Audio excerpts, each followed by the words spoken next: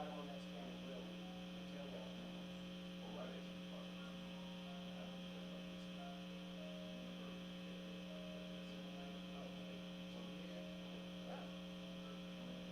my five dudes out there. He's good.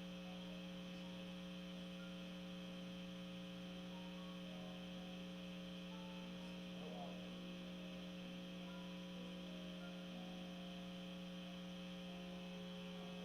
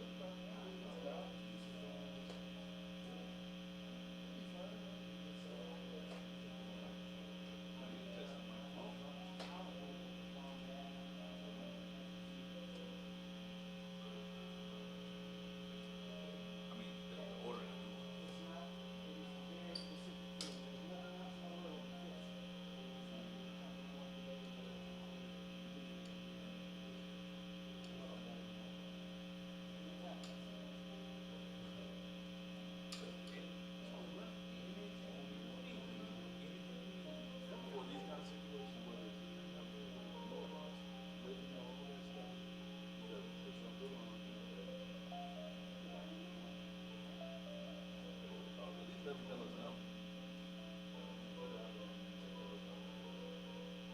That's fine, I'm gonna try, I don't say no. That's all we do, that's all we do. It's just like a year, somebody Fix it, we'll fix it. it's been paid on, they pay money, jobs, more bad. It's one of those.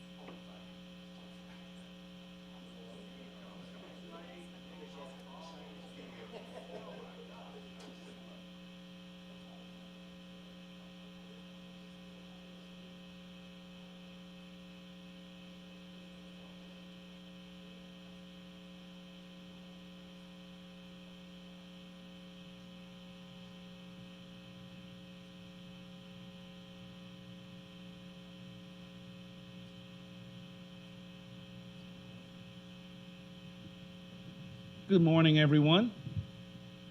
Thank you for being here this morning. We are grateful for our media who are able to show up for this press conference this morning. We also have a contingent of media who are joining us online on the State Department of Education's YouTube page. So thank you for those who are joining us virtually, and thank you for those who are joining us here in person.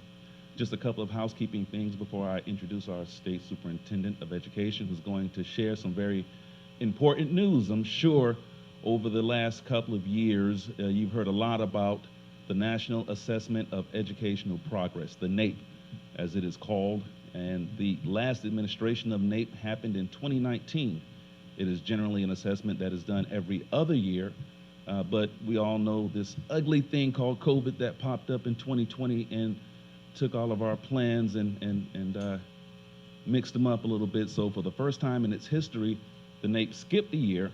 So the last administration was in 2022, this most recent one that we're here to discuss the results of today. Prior to this administration, the last NAEP was given in 2019. Just a point of personal privilege for those of us who are watching, for those of you rather, who are watching online. This is a one-way communication online. You can hear us, but we cannot hear you. If there is a media outlet that has a specific question, feel free to send me a text. Again, my name is Michael Sibley. I think most of you know me, but if you don't, my name is Michael Sibley. I am the Director of Communications here at the State Department of Education. If you want to, you can give me a text directly at area code 334-657-8401, and I will make every attempt to read your question out loud, and maybe the State Superintendent or one of several subject matter experts that we have available here this morning can answer your question specifically. Again, that is area code 334-657-8401, and I will do all that I can to address your individual questions if you have any at the end of this presentation. So with no further ado, we are here again to discuss the NAEP scores that were released this morning. And I am going to bring forward our State Superintendent of Education, Dr. Eric Mackey, to go into a little more detail and talk about what the results of today's NAEP scores mean for Alabama. Thank you. Dr. Mackey. Yes, sir. Thank you. I appreciate Dr. Sibley putting this together and all the work he's done to get us ready for today. So first and foremost, we're going to flip around our charts that show where Alabama scored and how we did in fourth grade in both reading, and then I'll let Dr. Sibley come over this side and show us the math score. We're very excited about this work. Now, as you may have already seen on national outlets this morning, Alabama is one of the states, one of the few states that showed growth in a time when the nation showed, in many cases, sharp declines. We did have growth in both reading and mathematics in fourth grade. And to us, it is simply a testament of the good work that is going on in our classrooms. COVID was very difficult. It was difficult in Alabama. It was difficult across the country. But we had a group of teachers who held to our very high standards and expectations for students. Thanks to Governor Ivey's leadership and the state board's leadership, we made sure that our students got back in the classroom as quickly and safely as possible. And there is nothing more important than having a teacher in front of a student in a classroom. Now, I said that during the COVID time multiple times in multiple venues like this one this morning, that there is nothing more important, the gold standard, to have a highly qualified teacher in a classroom working with students directly. And because we did that, and we committed that instructional time to high standards, high expectations, we feel like that has led to our NAEP scores going up, and it's in line with what we saw with our ACAP scores. So if you followed our state assessment, the ACAP we gave in May. These NAEP assessments were given last January, so in January of 22. So the NAEP was given a little earlier, about 4 months earlier than the ACAP. The ACAP, we saw increases in reading in second and third grade. We saw increases in English language arts, mathematics, and science across the board. And so as we saw those increases, it made us think, well, maybe our students also, when the NAEP scores are released, will show increases in NAEP, and we were able to show that. Especially, we were able to show it in the lower grades. Again, a testament to the work that's going on. As we all know, Alabama's invested a lot through the Alabama Literacy Act in rebuilding the Alabama Reading Initiative, a great program that was very successful 2 decades ago. We lost some ground, that it was largely underfunded, and all of our regional coaches were, those positions were lost a little over 10 years ago. But we rebuilt that in the last 5 years, working again with our board, under Governor Ivey's leadership, with our legislature. We've put all that back together. So what we see is that things are turning around. Our state scores are going up, and our results on the nation's report card are going up with that. You see that over here on my left. And Alabama was one of only a few states that actually saw increases in their scale scores. And we now are 3 points, only 3 scale score points behind the national average on 4th grade reading. Many of you will remember that Alabama actually reached the national average only one time. That was a little over a decade ago, but we're only 3 points away now. We're well on our way, and I think we'll not only reach it in the next few years, but we're going to exceed that for the first time in Alabama's history. In mathematics, we're now 5 points from that national average. Again, very close, closest we've ever been. The highest as a rank, we're ranking 40th in mathematics, the highest we've ever ranked.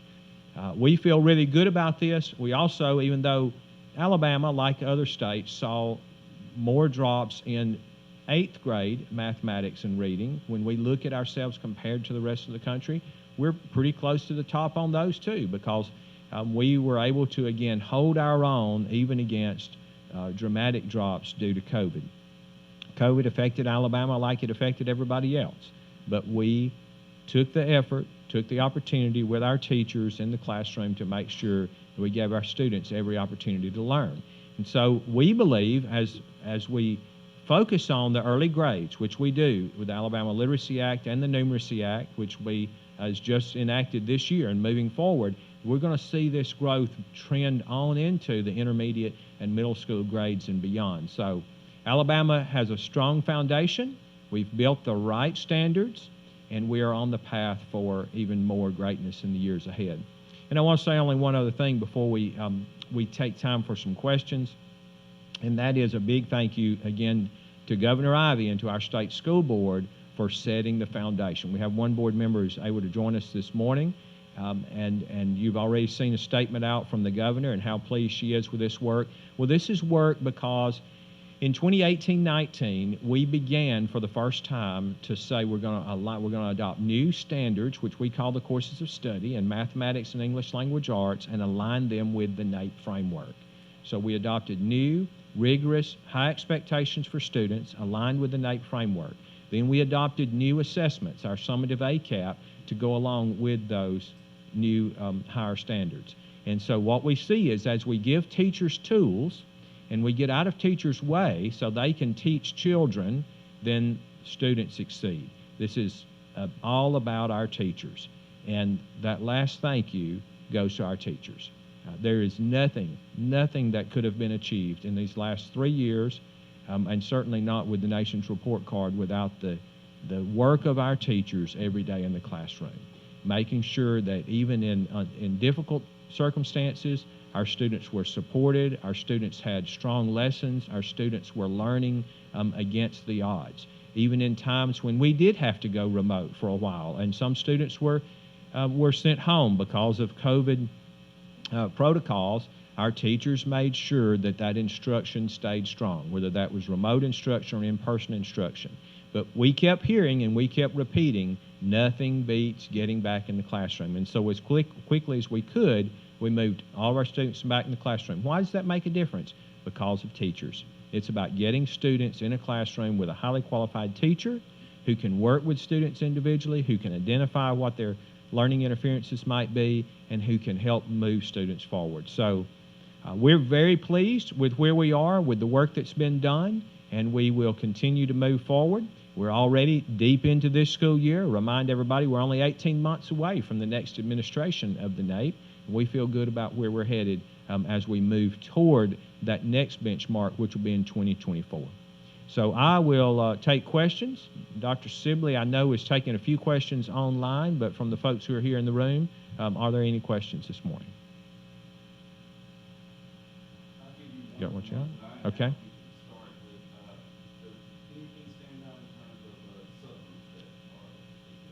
Yes, thank you. We are very proud of our subgroups. Of course, we are still breaking down these data, and we're going to learn things as we go.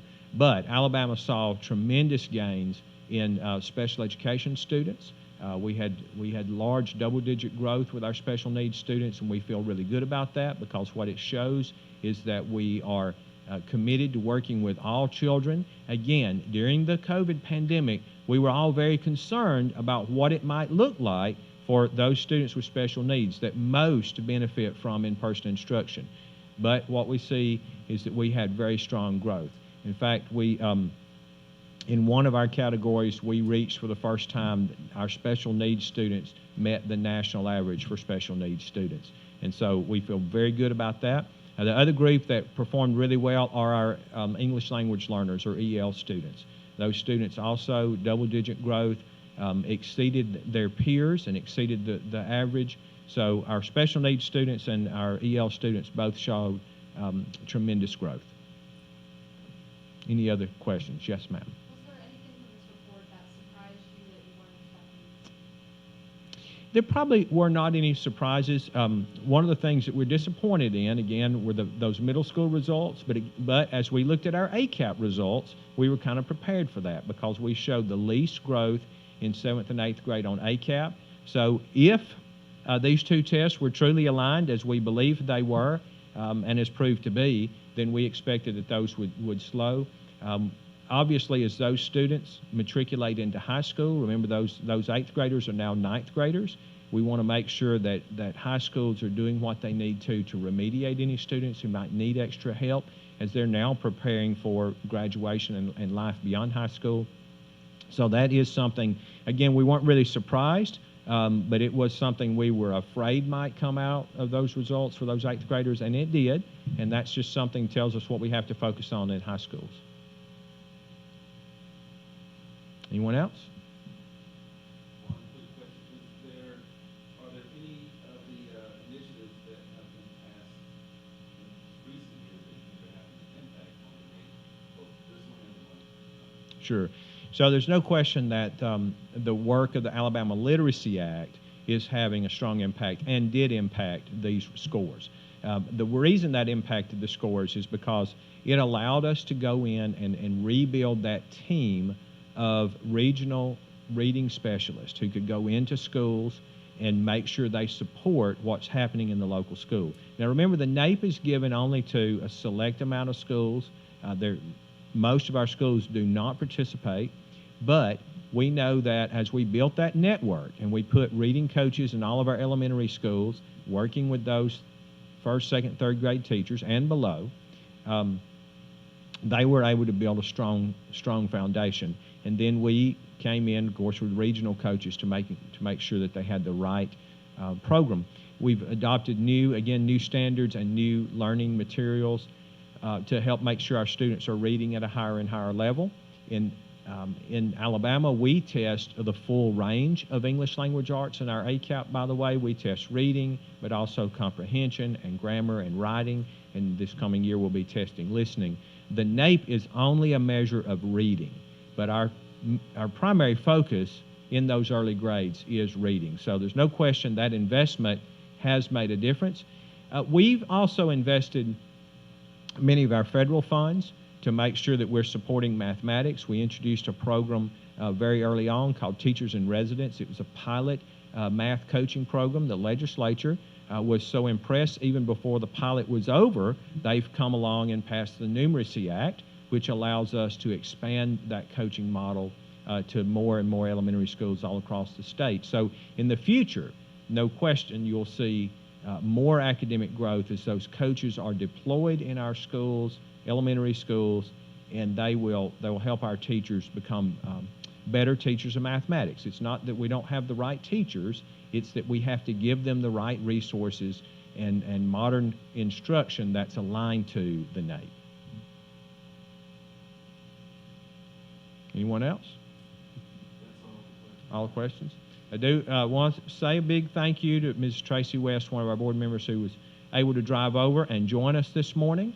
I know that we have some other board members who are joining us online, and the governor was going to join us online this morning. She wasn't able to be here in person, but again, we thank her for her support and very positive statement that she released earlier this morning. We will be continuing to break down these data, and I remind everyone, we don't have district data and we don't have school-by-school data. The NAEP only releases state-level data and then a few school districts, the huge, large city districts, but no districts in Alabama are large enough to get district-by-district results. But we'll be breaking our data down. As I mentioned this morning, like our special needs students making historic gains, we'll be breaking those down by subgroups to look and see what things we might need to do to, again, realign the work that we have, the supports we have out there. And so you'll probably see a few more things coming in the days ahead. But these two charts tell the story that Alabama's teachers are doing the right work and we're on the right path forward. Thank you. And that is it. That wraps it up. Maggie, I did have a couple of emails to ask if you had any availability for individual interviews later on during the course of the day. Thank you again, everyone, for being here. Of course, those who are here physically and those who are here virtually, we greatly appreciate your attendance as well as your appreciation for public education in Alabama.